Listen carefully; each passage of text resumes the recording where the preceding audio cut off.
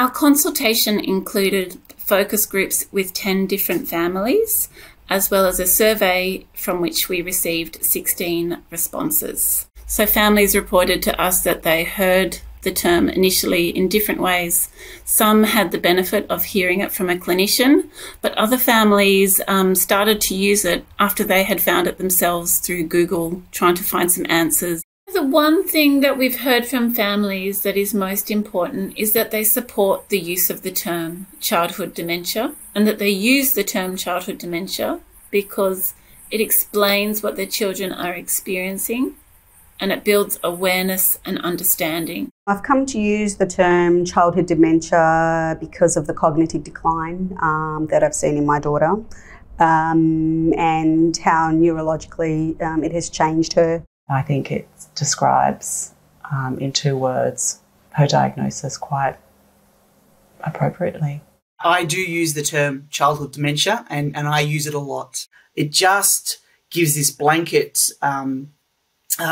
sort of understanding of what the boys are going through. Out of the 26 caregivers who consented to the semi-structured follow-up interview, 19 or 73% were overwhelmingly in support of childhood dementia for the key merits of increased awareness and also raise an immediate understanding and allowed ease of communication with both their families, their friends, and particularly healthcare professionals and support staff. What I've now started to do in preparing documents or reports or information sheets about Ethan and about Ronan that I share with his teachers, any new teachers, any support teachers at LSAs we call, and our support workers.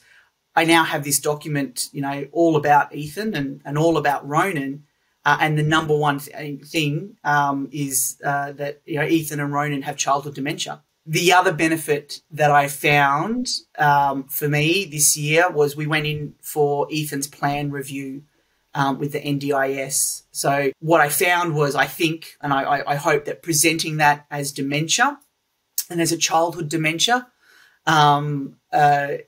really sold it to our LAC, the local area coordinator, who could then sell it to the planner to then help us get more support.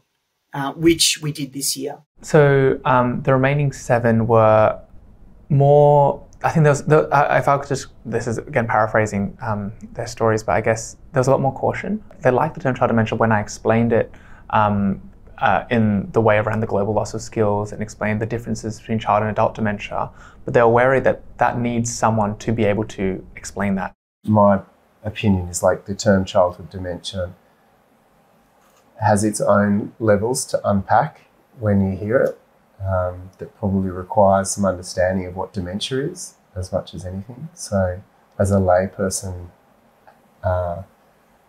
it has connotations, but it's hard to actually understand, or I didn't understand from the outset what dementia actually means with respect to a person. Parents shared with us that using the term childhood dementia unlocked an understanding across a variety of healthcare professionals who might be involved in a particular setting or scenario. For example, in an emergency room, using the term childhood dementia would speak to the registrar, the nurse, and any specialist who might be present. Similarly, in a day surgery procedure, using the term childhood dementia was relevant and important for all the different healthcare professionals present, from the nursing staff through to the anaesthetist, through to the parent who was allowed into the surgery setting to support their child.